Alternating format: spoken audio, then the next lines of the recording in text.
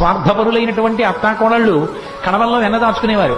కృష్ణుడు ఎక్కడొస్తాడో అని. కృష్ణుడు ఏం చేశాడంటే, రాని వచ్చాడు, ఓ రాత్రి వచ్చాడు, శుభ్రంగా వెన్నంతా తినేశాడు. వెళ్ళిపోయే ముందు కొంచెం వెన్న కోడలు మూతికి రాసి వెళ్ళిపోయాడు.